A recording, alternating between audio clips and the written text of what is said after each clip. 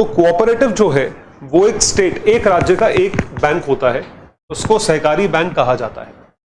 Cooperative bank को दो हिस्सों में बांटा जाता है, एक होता है रूरल और दूसरा होता है शहरी यानी अर्बन। अर्बन रूरल दो तरह के कोऑपरेटिव होते हैं। इसमें जो आपके लिए जरूरी है वो है रूरल कोऑपरेटिव बैंक, आरसीबी, ग्रामीण सहकारी बैंक। ग्रामीण सहकारी बैंक को डिवाइड करा जाता है 3 टियर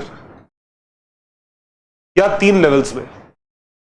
सबसे पहले होता है, सबसे ऊपर होता है स्टेट लेवल, दूसरा होता है डिस्ट्रिक्ट लेवल, जिला लेवल, और तीसरा होता है प्राइमरी लेवल, विलेज लेवल,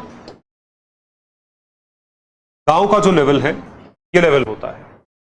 जो स्टेट लेवल होता है इसको कहा जाता है स्टेट कोऑपरेटिव सोसाइटी।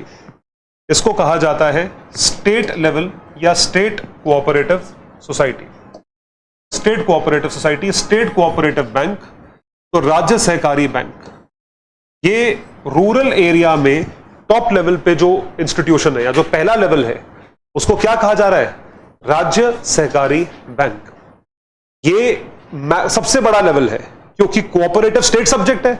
सेंटर की तरफ तो आप जाओगे नहीं, सिर्फ कहां तक पहुंचोगे? ये चीफ मिनिस्टर का ऑफिस होता है, समझ लीजिए, चीफ मिनिस्टर का ऑफिस होता है। चीफ मिनिस्टर के ऑफिस से अगर कोई चीज अप्रूव होनी होती है तो वो यहां से होती है, ये हाईएस्ट लेवल है, इसके ऊपर नहीं जाते आप। फिर इसके बाद जो दूसरा लेवल है वो है जिला स्तर यानी कि डिस्ट्रिक्ट लेवल।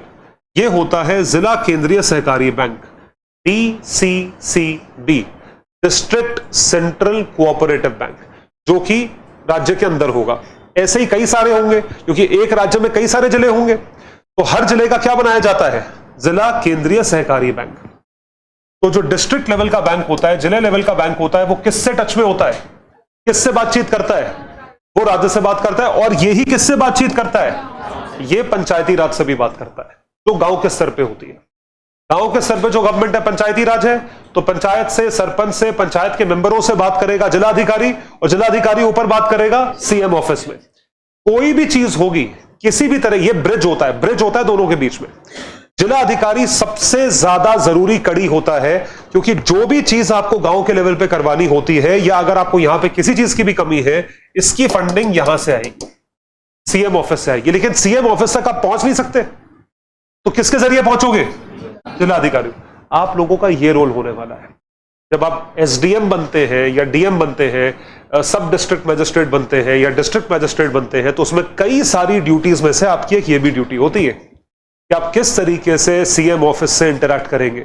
आप कैसे जो स्टेट के वित्त मंत्री होंगे, आप उनको किस तरीके से समझाएंगे कि किस गांव की, एक जिले में कितने गांव की क्या नीड है, क्या उनको कितने पैसों की रिक्वायरमेंट है, या वहां पे आपको क्या क्या चीजें प्रोवाइड करनी चाहिए जिससे कि उनका कोऑपरेटिव चले।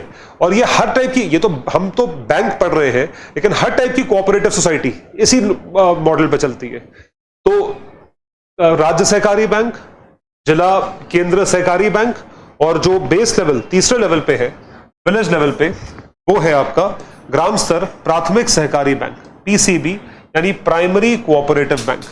प्राइमरी का मतलब ही होता है आपका गांव का स्तर हुआ। तो ये वाला जो स्तर है, यहां पे आपकी जो बात करी जाती है या बात होती है, वो होती है पंचायत से, पंचायत के मेंबरों से, क्योंकि सारी प्रॉब्लम एक ग्राम के लेवल पे पंचायत सरपंच समझते हैं, वही जो है वहां उसके माउथ पीस होते हैं, वही चीज ऊपर बताते हैं।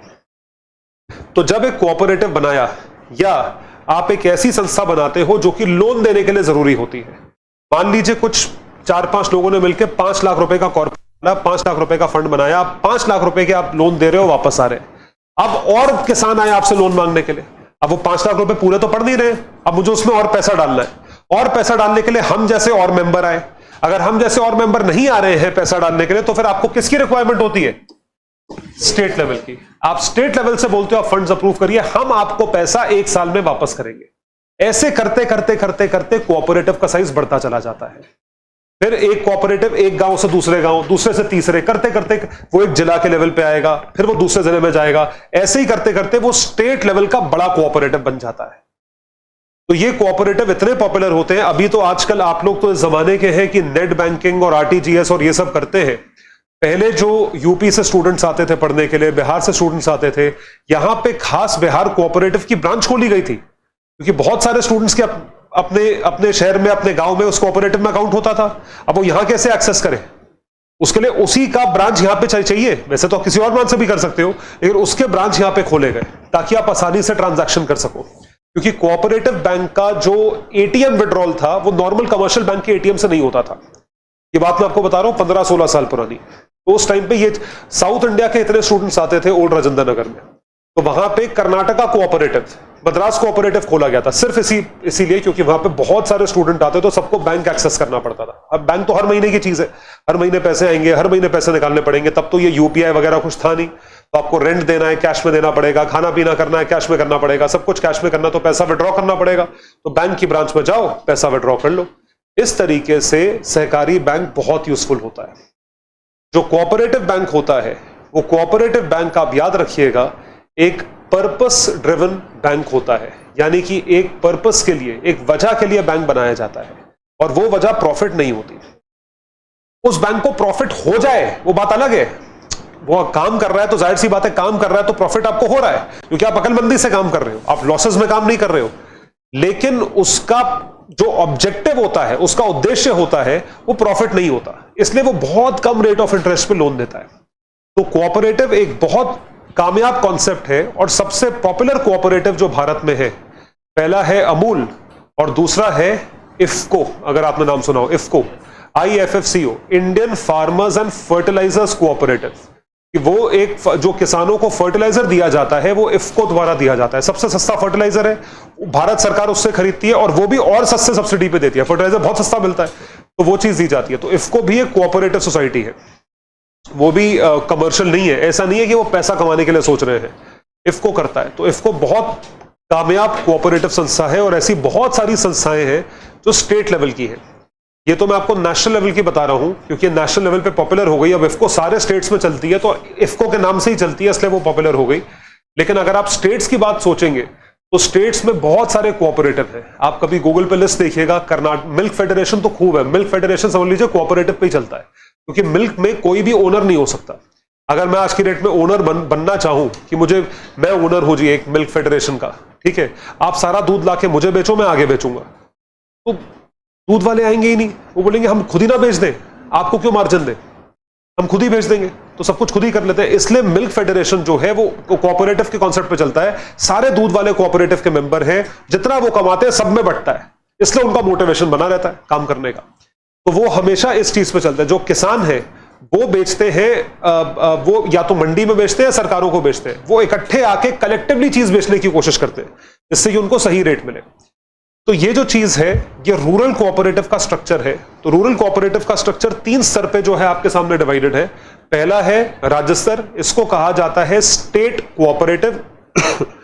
दूसरा है जिला स्तर, इसको कहा जाता है जिला केंद्र सहकार बैंक, ठीक है, ये सहकारी बैंक। और तीसरा है ग्राम स्तर प्राथमिक सहकारी बैंक, यानी प्राइमरी कोऑपरेटिव बैंक।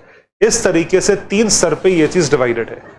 ये 2022 के प्रीलिम्स में आया था, इस चीज का डिवीजन 2022 के प्रीलिम्स में आया था, और ये ही जरूरी है, रूरल जरूरी है।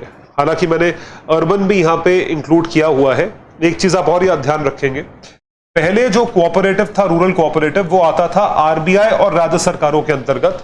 अब जो है, जो प्राइमरी कोऑपरेटिव है, प्राइमरी रेगुलेटरी बॉडी हो गई है नबार्ड।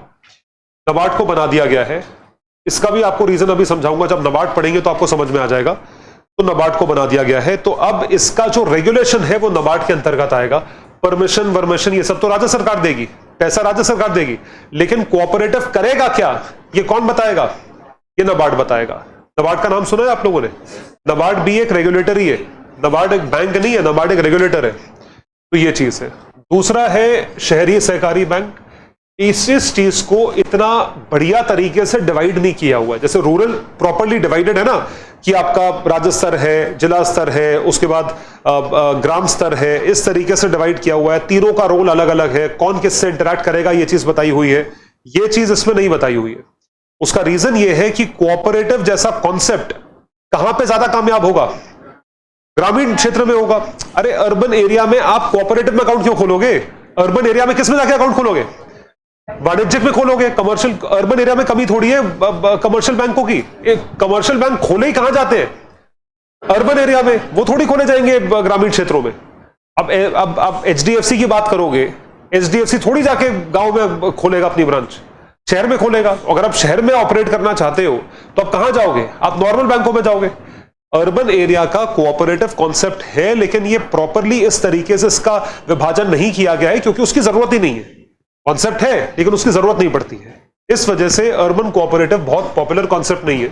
तो आप देख सकते हैं ये सिर्फ अर्बन और सेमी अर्बन एरियाज के लिए है। शहरी सहकारी बैंक भारत में शहरी व अर्ध शहरी क्षेत्रों की सेवा करने के लिए बनाया गया है। तो ये चीज है भारतीय रिजर्व बैंक के शहरी बैंक विभाग द्वारा ये चीज जो है ये